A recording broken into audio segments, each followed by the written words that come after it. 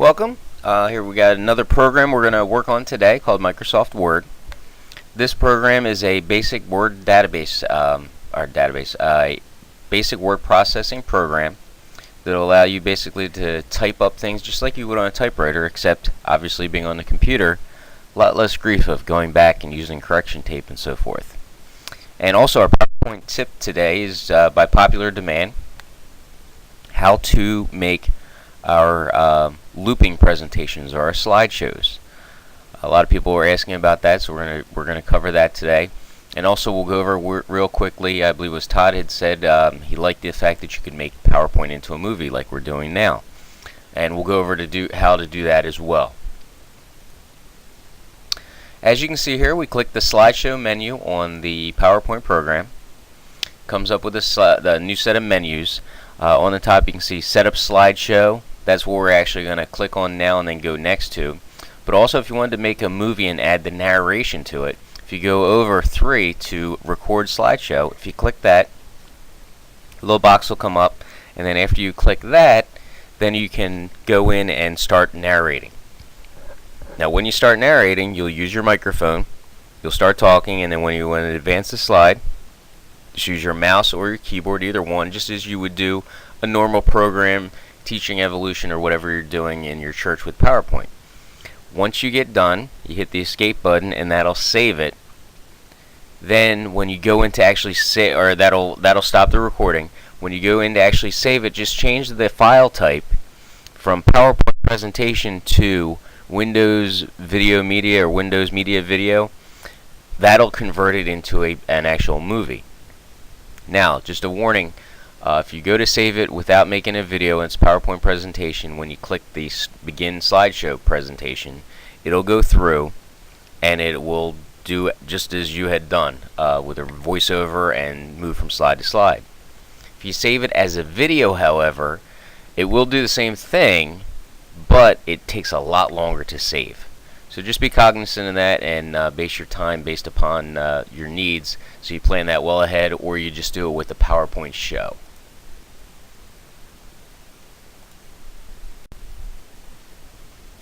Alright, if you were to click on Setup Slideshow, this is the next box you'll see. There's a bunch of options in here that you'll see. If we see presented by a speaker, you can go full screen and so forth. The one we're looking for right underneath that is show options. If you're using the presentation like we do for announcements in the beginning and you just want it to repeat, go to the end, go from one slide to the next slide to the next slide, and then when you get to the end, instead of stopping, going back to the beginning, starting over again, you would click the loop continuously until you hit escape. You can show with or without narration. That's your option.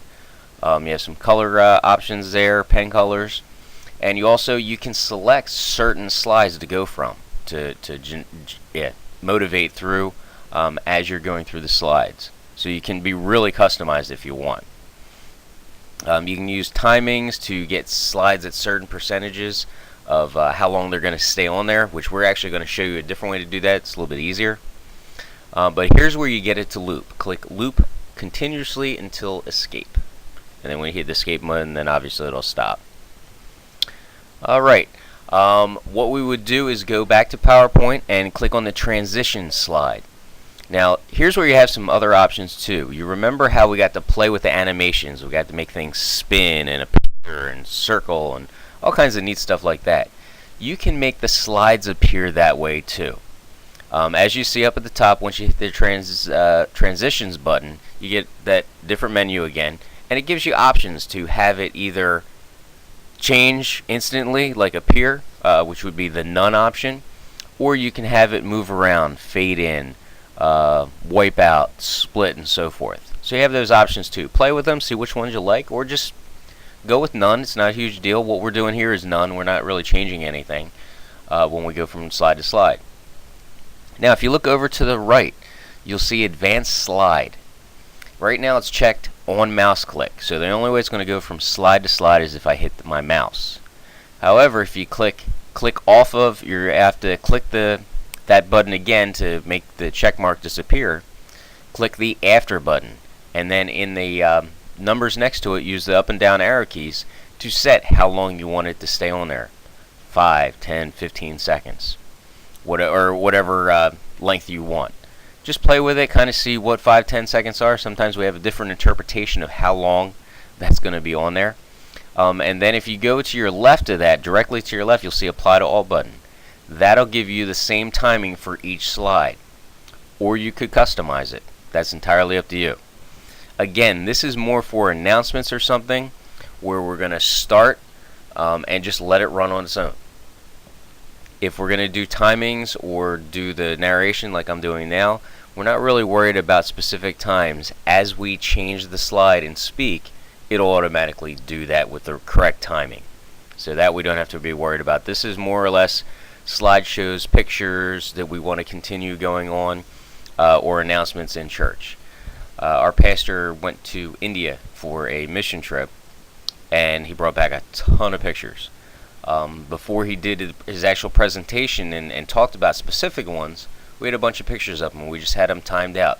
Every 5-10 seconds, new slide, new picture would come up. And a lot of programs do that nowadays. PowerPoint obviously is one of them, once you put the picture in your slideshow. They do have a photo album.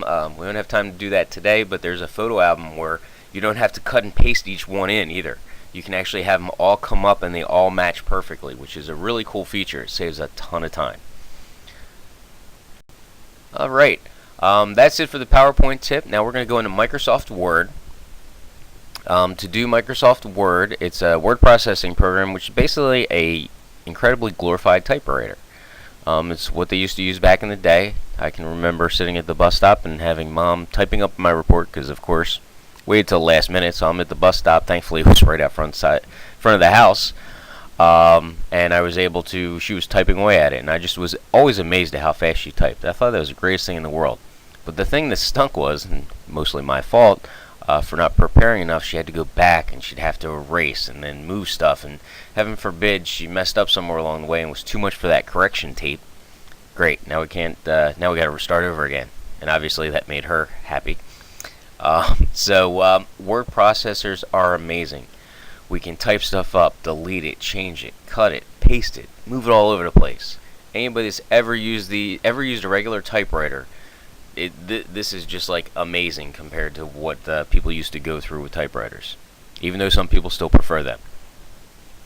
But it's more than just a word processing program to type up letters and documents. You can do so much more with it. And again, just like all of these products, we could spend literally almost a course on each one of them and still maybe not touch everything. But some of the things that you can use, you can make business cards up. They're great for the church. You have a bunch of them in your pocket. You're out visiting people, making contacts, networking, going to conference. You can use these to keep people in touch. So you can make up business cards on here for your church. Letterhead. You could have electronic letterhead. You don't have to go out and buy it. You can make footers and headers on here that are standard. So all you do is type up a letter and you automatically have your letterhead for your church already made up. Whether it be clip art, scanning in pictures.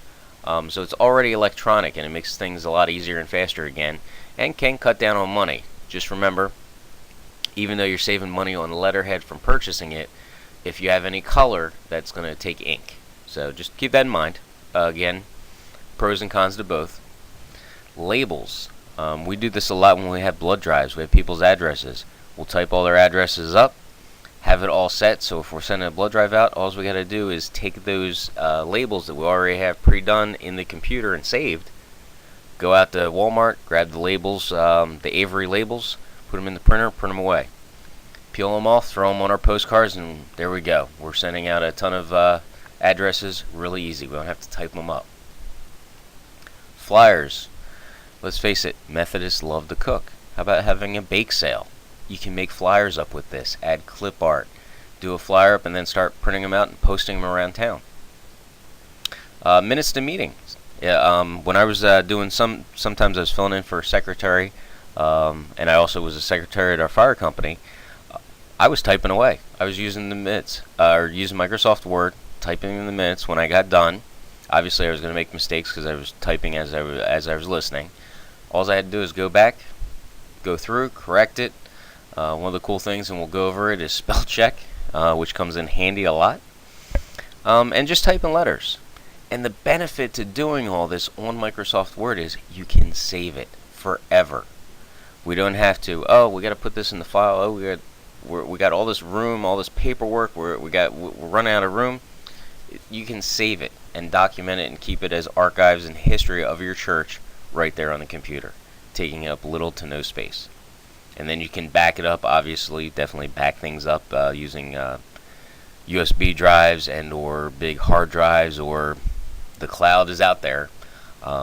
Even as much as I like technology, I'm a little paranoid on that, but hey, that is another option, and some people absolutely love it.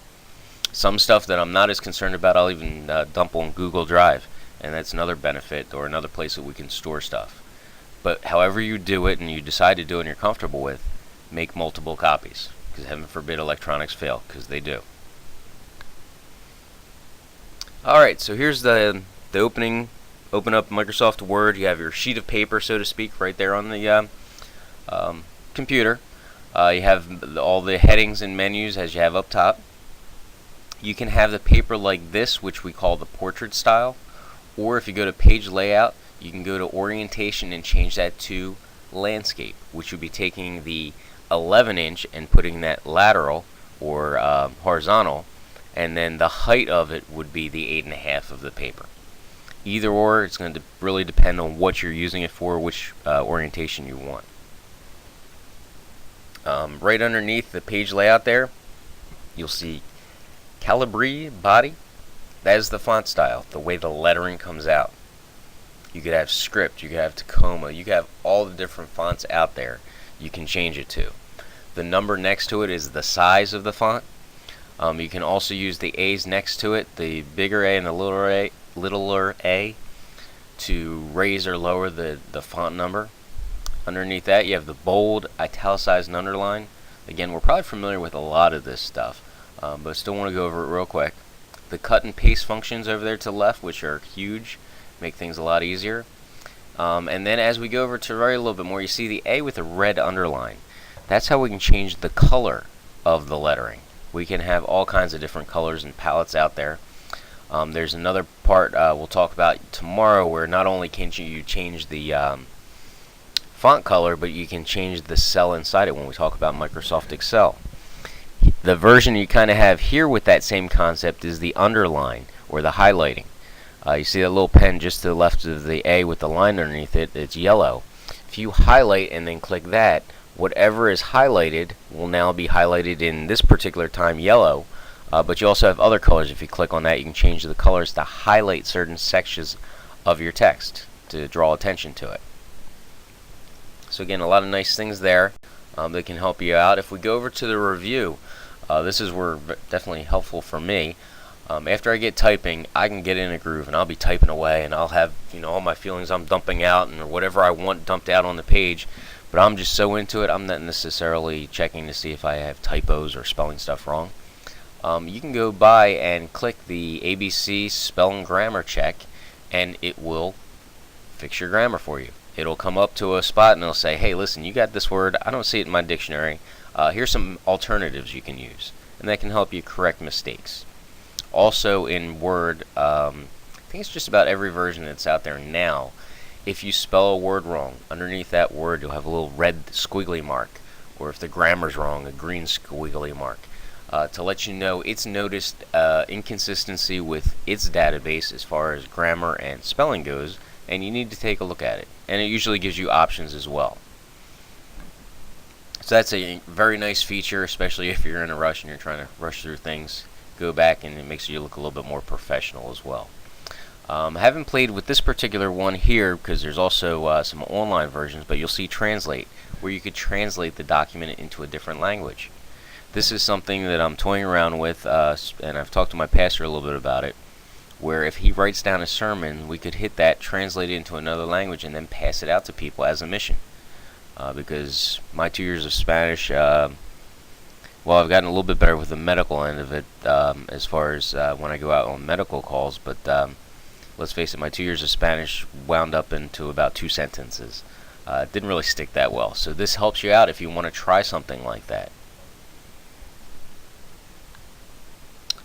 We have here another tab that you can use. This is the Insert tab. This is just like when we talk about the PowerPoints where we add clip art or pictures. You can add that here too.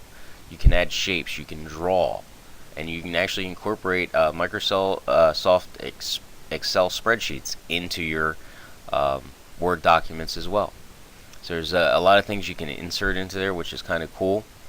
The mailings, that's another menu up there that you can see as well. Click on that. That's where you would add those labels or those postcards or those stickers that you can buy at Walmart with different size mailing things. So that's where you go there. You could also do envelopes in there too. If you really get fancy and you want to type it onto an envelope, you can use the mailings labels for that as well. So there's a lot of neat things that you can insert here. Page breaks, tables, pictures, and so forth. You also have the headers and footers. This is where you could make up your letterhead for your church with the headers and the footers and have it permanently saved on there. A lot of neat stuff on there. All right. Again, just like all of them, we could spend 2 weeks on just this. Go on to Microsoft Word. Hopefully, you have that, or another word processing program, and play around with the different features that it has. Try different color text, different style text that you might like, and enjoy that. Try playing around with that, and maybe even make up a flyer for some upcoming event you have in your church. No, that's not an extra project. I'm trying not to weigh anybody down with a bunch of projects with this, but trying to let you, the more you experience it and practice, the better off you'll be. So, again, not a class project, but play with it. That's how we learn. All right, tomorrow we're going to work on Microsoft Excel. It's an accounting type program where you can do a lot of financial stuff on there. Those of you that are in the treasury or do financial stuff, this can be a big time savings for you. It's a really neat program. You can do a lot of neat things with it. So we'll go over that tomorrow. Friday, we'll give you a little heads up. We want to finish that class project and turn that in Friday. We're going to try to make that pretty much a light day where we're going to wrap up all loose ends, finish the mini project, the video mini project we did yesterday. Try to finish that up if you haven't got to it, and any last minute stuff. So kind of a heads up for Friday to finish everything up, get anything we missed, and try to just be a catch-up day. Microsoft Excel we'll do tomorrow, and then if you guys have any questions or anything along the way, please let me know. At the end, we're going to do some wrap-ups with evaluations and other things on the discussion boards, and if you guys want to keep in touch, I have a way where we can try to do that too, getting contact information out to everybody, make it one simple, easy thing together. So look forward to that. We'll talk to you tomorrow.